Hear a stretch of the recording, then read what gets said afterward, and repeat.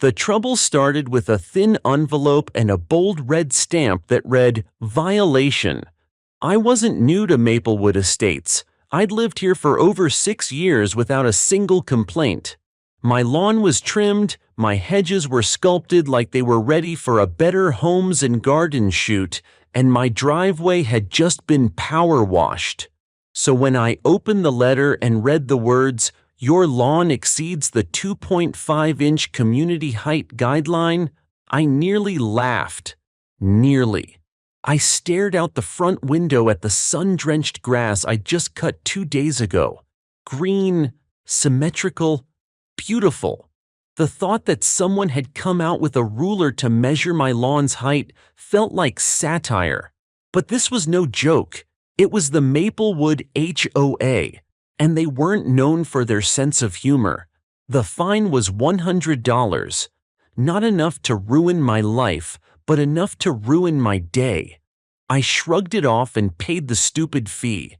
I had better things to do than argue with a board of neighborhood retirees who thought they were running the Pentagon. Or so I thought. 2 weeks later, another letter. This one accused me of visible yard clutter. The clutter in question? A garden gnome my niece had painted for me. A gift. He wore a yellow hat, held a fishing pole, and sat under my rose bush like a peaceful little sentinel. Now I owed $75 more. The week after that, I was fined for failure to retrieve trash bins in a timely manner. It was a holiday weekend, and the collection had been delayed. My bins sat out for an extra 12 hours. Another $50. That was when something in me shifted. I wasn't dealing with reasonable people. I was dealing with power-hungry control freaks who treated my home like their kingdom. They weren't protecting the neighborhood.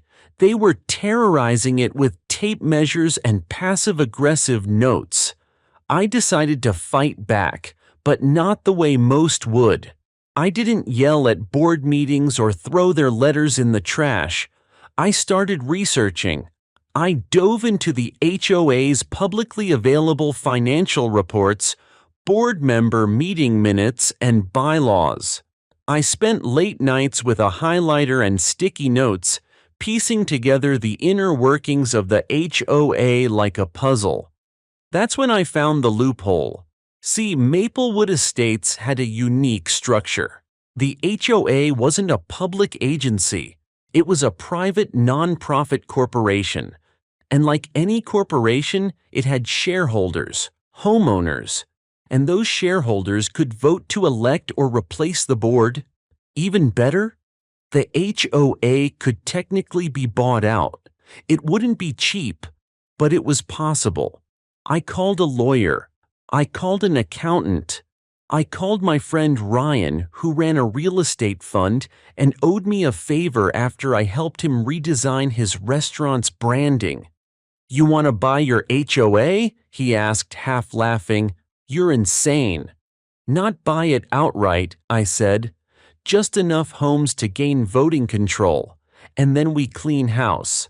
Over the next few months, I went to work. Quietly, discreetly, I started making offers on homes in Maplewood. Several families were already frustrated with the HOA's overreach. Some were moving. Some were willing to let me represent them as a proxy vote in exchange for a generous stipend. By the end of summer, I controlled 52% of the vote.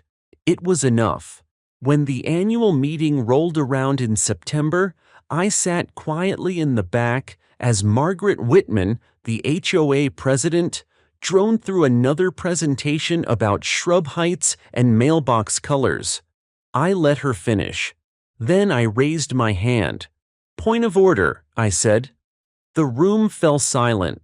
"I'd like to motion for a vote of no confidence in the current board and propose a new slate of members." Margaret's face turned white. "You can't do that," she snapped. But I could, and I had the votes. One by one, the board members were replaced. Margaret tried to argue, but my lawyer was ready. The paperwork was clean. The votes were valid. She was out. When the meeting adjourned, I stood at the front of the room and looked out over the stunned residents. "Your HOA just got bought," I said calmly, "and the new management has a few changes in mind." Word spread through the neighborhood like wildfire. By morning, a dozen emails had landed in my inbox, some confused, some curious, and a surprising number congratulatory. People had had enough, it seemed. Enough of the fines, the rigid rules, the unsolicited lawn inspections, and the silent war against garden gnomes and wind chimes.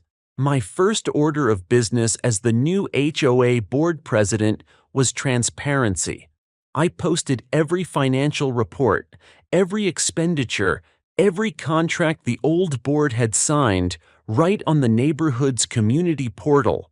Turns out, Margaret and her cronies had been playing a little fast and loose with everyone's money. $12,000 for beautification consultants who never visited the property. $7,800 for custom embroidered HOA polos.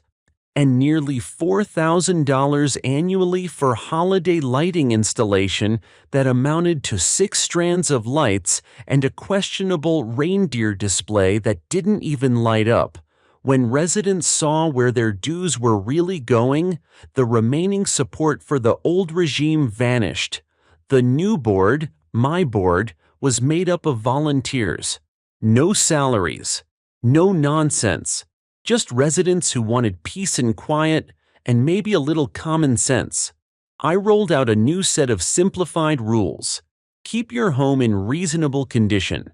Don't endanger anyone. Don't make your neighbors miserable. That was it. Lawn height? Not regulated. Trash bins? Use common sense. Decorations? As long as they didn't flash strobe lights at 3 a.m., go nuts. But Margaret wasn't done. About a week after the takeover, I found a car idling in front of my house. She was inside, glaring out the window like she was trying to melt my siding with her eyes. I went outside. "Afternoon, Margaret," I said, sipping coffee on my porch. "This isn't over," she growled through the glass. "You think you can just take over and erase years of community standards?" "No," I replied, smiling. "I'm replacing them with something sane." She drove off, tires squealing. It was around that time that I started hearing whispers of sabotage. Sprinkler systems mysteriously disabled. Anonymous complaints to the city. Trash bags dumped at the ends of driveways. Petty stuff, but enough to raise eyebrows. I knew she was behind it, but I wasn't going to stoop to that level. I had another idea. At the next community gathering, I introduced the Maplewood Restoration Fund. It was voluntary, funded by bake sales, donations, and a portion of reclaimed HOA fees. We used it to help residents repaint fences, fix driveways, and install new mailboxes. Things the old HOA would fine you for instead of help you with. The neighborhood started to change. Kids played in front yards again. People smiled more. One guy set up a lemonade stand with his daughter and actually made enough to donate $50 to the fund. It was like everyone had been holding their breath for years, and finally they could exhale. Still, I kept my guard up. Margaret was quiet, but not gone. I figured she had one last card to play. It came 3 months later, when I got a visit from a city inspector. He looked uncomfortable when I answered the door. "Mr. Thompson, we received an anonymous report of zoning violations and unsafe construction at this residence." I invited him in. We walked the whole property. Nothing was out of code. I had documents, receipts, and photos. He even complimented my garage floor epoxy job. "Honestly," he said, scratching his head, This looks cleaner than half the new builds going up." As he left, I asked, "Let me guess. The complaint mentioned suspicious activity and illegal conversions?" He nodded. "Margaret," I said. He smiled but didn't respond. I wasn't angry. If anything, I felt a little sorry for her. She had ruled this place like a queen, and now she couldn't even get a lawn fine to stick. But the community had moved on, and the more she fought it, the more she isolated herself. That weekend, I hosted a block party, the first in years. We grilled burgers, played cornhole, and let the kids draw chalk murals on the sidewalks. No one complained. In fact, several people said it reminded them why they moved to Maplewood in the first place. I raised my drink and looked around. No lawn fines, no inspectors, no HOA agents with clipboards and attitudes. Just neighbors talking like friends. I hadn't just bought the HOA. I'd given the neighborhood back to the people who lived in it, and I wasn't done yet. A few weeks after the block party, I received a letter in my mailbox. Not from the HOA, of course, but from a law firm downtown. The envelope was heavy, the kind that tried to intimidate you before you even opened it. Inside was a cease and desist letter, accusing me of unlawful hostile takeover, improper election conduct, and emotional distress inflicted upon the previous HOA board members. At the bottom was Margaret's name. Of course, I handed it to my lawyer, Darren, who read it with a smirk. "She's got no case," he said. "Everything you did was by the book. This is a scare tactic. Let her waste her money." And she did. Over the next 3 months, I received 3 more letters, each escalating in language, none with actual legal merit. Darren drafted polite responses each time, and I made sure to keep copies of everything. Margaret was burning through her savings, trying to win back control over an HOA no one wanted her to run. Ironically, while she raged from the sidelines, our little neighborhood flourished. People stopped being afraid. They painted their homes in cheerful colors. They put up porch swings and Halloween decorations. One guy installed solar panels and offered to show neighbors how to apply for the tax rebate. Another built a raised garden and started a little veggie exchange every Sunday morning. That's when I came up with the idea for the Maplewood Freedom Charter, a 1-page document that clearly outlined what the HOA could and couldn't do. No more gray areas, no more hidden bylaws. It banned fines for cosmetic preferences. It eliminated arbitrary height rules. And most importantly, it could only be amended with a supermajority vote by the people. I held a neighborhood vote in the park with a local food truck and some live acoustic music. Out of 114 homes, 97 cast ballots.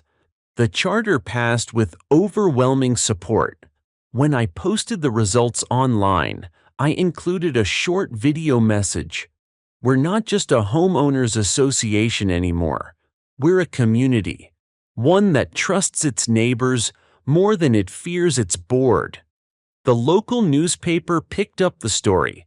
Then the local news station called, "Man Buys HOA, Restores Sanity," read the segment's title. They came out and interviewed me on my porch.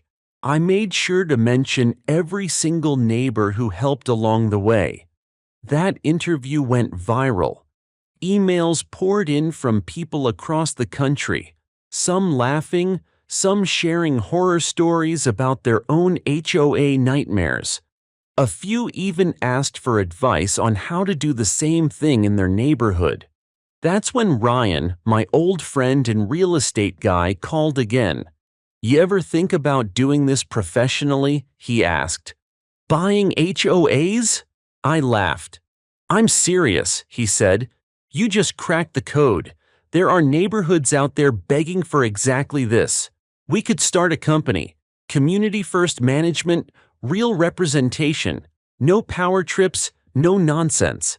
It sounded crazy, but also kind of brilliant. So we started sketching a plan. I called it Neighborly, a service that would help homeowners reform or reclaim their HOA boards through legal, transparent processes. It would offer support, legal resources, financial coaching, and voting strategy. Not a hostile coup, just democracy at the neighborhood level. And people wanted in. In less than 3 months, we had inquiries from over 40 different communities.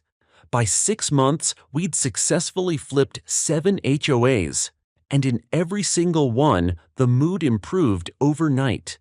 Meanwhile, back at Maplewood, Margaret finally moved out. Her house went up for sale with a quiet, bitter little sign from a discount broker. She left in the middle of the day, no goodbyes. I watched her car disappear down the road, and I didn't feel triumph. I felt peace. She could have been part of something good. Instead, she chose control. We threw a neighborhood party the following weekend, this time to celebrate not just surviving an HOA war, but starting a movement. As dusk settled and the lights came on, I stood beside the grill, watching kids run barefoot through the grass that wasn't exactly 2.5 inches tall. And for the first time in a long time, I didn't just feel like a homeowner, I felt like a neighbor. The success of Neighborly was spreading faster than we could have imagined. A journalist from The Atlantic called it a peaceful revolution in suburbia.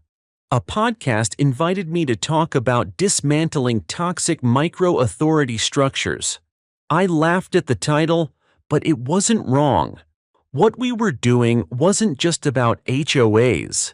It was about people reclaiming control over their lives, their homes, their yards, without fear of some clipboard tyrant citing Section 5.2a for a basketball hoop or a flower pot.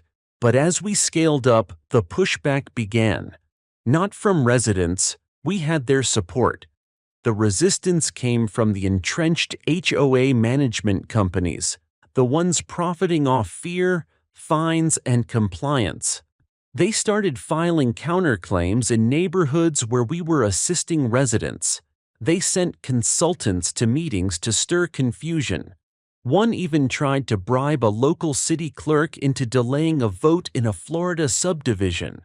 And behind one of those companies, Margaret. Turns out, after leaving Maplewood, she joined a mid-sized HOA management group called Metro Block. They weren't just managing neighborhoods, they were aggressively lobbying municipalities for more authority, more enforcement power. They hated what we stood for. I wasn't surprised.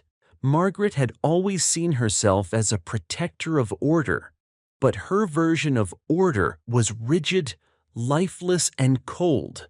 Ours was cooperative, flexible, and warm. Ryan warned me, if she's behind Metro Block's strategy, she won't stop until she breaks us or breaks the system. I didn't flinch. Then we built a better one. We doubled down.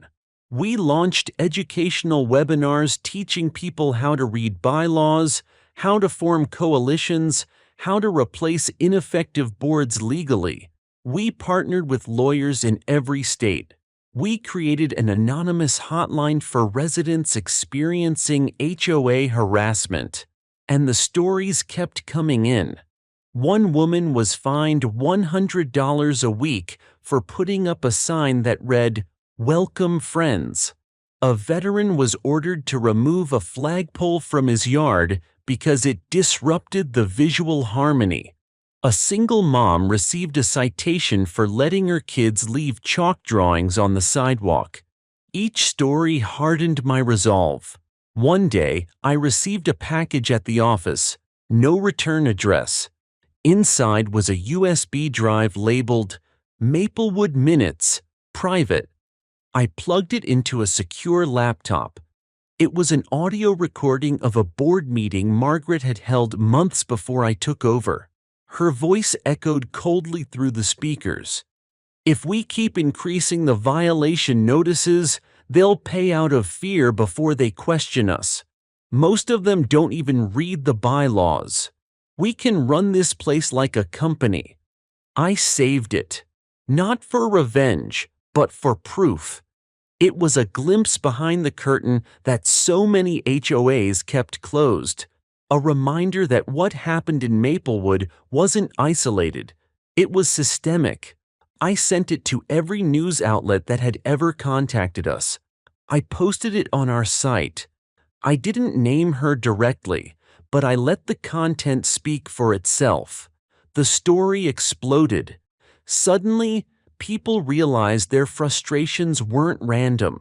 They were the result of a system that empowered people like Margaret to wield power unchecked over neighborhoods, often with zero oversight. State lawmakers started taking notice. A senator in Arizona proposed a homeowner's Bill of Rights based on our charter. Another in Texas began an investigation into predatory HOA firms. Through it all, I kept coming home to Maplewood. Our neighborhood didn't just survive the change, it thrived. The community garden expanded. A little free library popped up on the corner. People who had once only waved from their driveways were now hosting wine nights and movie screenings. I had neighbors again. One evening, I got a handwritten note in my mailbox. No envelope, just folded paper that read, "I didn't believe in you at first. I thought you were just mad about grass, but you gave us our neighborhood back. Thank you." Number 44. I looked up the address. It was the woman who'd first voted against me during the recall. That meant more than any news story ever could.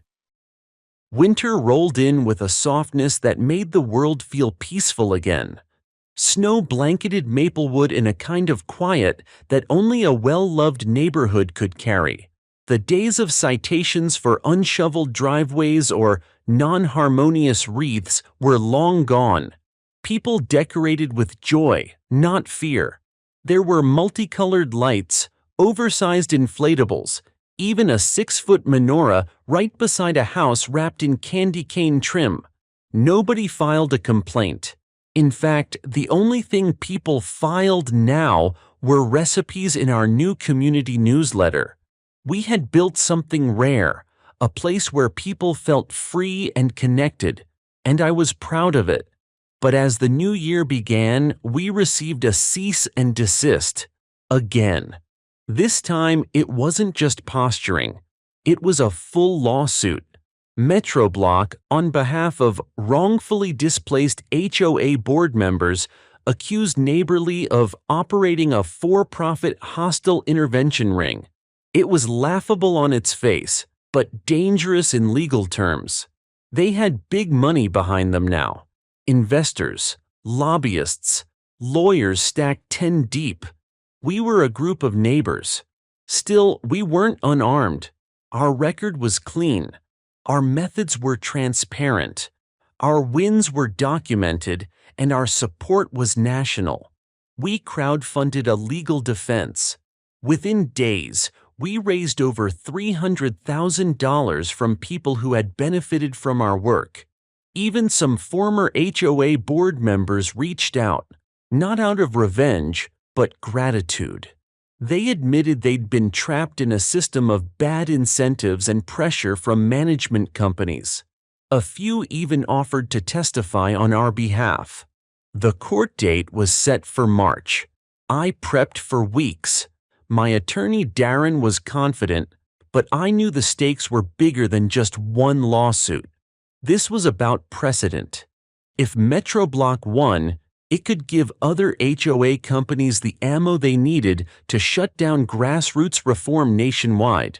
The trial began with fanfare, cameras outside, opinion pieces online, and Margaret? She sat in the front row every day, arms crossed, lips tight. She didn't speak, but her presence was loud. We presented our case methodically, neighborhood by neighborhood, testimonial by testimonial. We showed how our system never violated law or contract, only broke the cycle of unchecked power. Their attorneys tried to paint us as anarchists, said we were eroding the backbone of community order. I stood up calmly and said, no. We're restoring the foundation of community trust. There's a difference. On the final day, I told the court one story about a veteran who hadn't flown his flag in 5 years because of HOA threats. After his neighborhood adopted our model, he raised it again with tears in his eyes. That flagpole became the meeting point for weekend potlucks. The room was quiet. When the judge ruled, the decision was clear. Neighborly had not violated any law. In fact, the court affirmed the right of homeowners to organize, vote, and reform their governance so long as it adhered to state regulations and the community's foundational documents. We had won. Margaret stood and walked out before the judge even finished speaking. The day after the ruling, I returned to Maplewood. The neighborhood had put up a banner across the entrance. "Welcome home, Dave." Thank you. I didn't cry until I saw the kids running down the sidewalk with handmade signs. One read, "You made our neighborhood awesome again." Another said simply, "No more lawn fines ever." I had fought this war with the hope of peace, not power, and peace had finally settled in. Spring returned with new energy. This time, not just in Maplewood, but in neighborhoods across the country. The court victory hadn't just cleared our name, it had ignited a movement. Communities from coast to coast started reaching out. Some wanted help rewriting outdated HOA bylaws. Others just wanted guidance on how to recall abusive boards or organize respectful town halls. We gave it freely. Neighborly wasn't just a nonprofit anymore. It had become a grassroots revolution. I never imagined my battle over a patch of Kentucky bluegrass would spark all this. Maplewood too evolved. We expanded our community garden into a farmer's market. The basketball court got resurfaced and was always busy. Neighbors helped paint a mural on the side of the old clubhouse, once the symbol of HOA oppression. It now showed a tree with open hands growing from its roots with the words, "Stronger Together." The woman from house number 44, who had once voted against me, asked to join our advisory committee. I welcomed her with a smile. We all grew through this. Then came the letter. It arrived in a plain envelope, addressed to me by name. No return address, but I knew the handwriting before I even opened it. You may have won the neighborhood. You may have even won the courts. But order has a way of returning. Always. M. I shook my head and tossed the letter into the fireplace. Because here's the thing Margaret never understood. Order without consent is control. But order built with trust? That's community. We weren't just reacting anymore. We were building a new standard. By the end of the year, 173 neighborhoods had adopted the neighborly model. Not one of them returned to the old HOA structure. Not one filed a lawsuit. And not one resident received a fine for the shape of their mailbox or the length of their grass. I spoke at conferences. I was asked to consult on housing policy. At one event, a woman came up and hugged me out of nowhere. She said, "I used to be afraid of stepping outside. Now I run a book club in my driveway. You gave us our home back." But I hadn't done it alone. It was the neighbors who stood up with me, the ones who showed up to vote, The ones who planted trees instead of writing complaints. The ones who believed that homes aren't just investments, they're where life happens. On the third anniversary of the recall vote, Maplewood threw a block party. No one asked permission, no forms were filed, and no one needed to. The entire community came out. Grills fired up, kids playing tag, someone blasting Springsteen from a porch. I stood on the lawn that started it all, drink in hand, and took a deep breath. The grass was long, a little wild, the way I liked it, and not a single person cared. Because the lawn didn't need to be perfect, it just needed to belong to me. And now it finally did.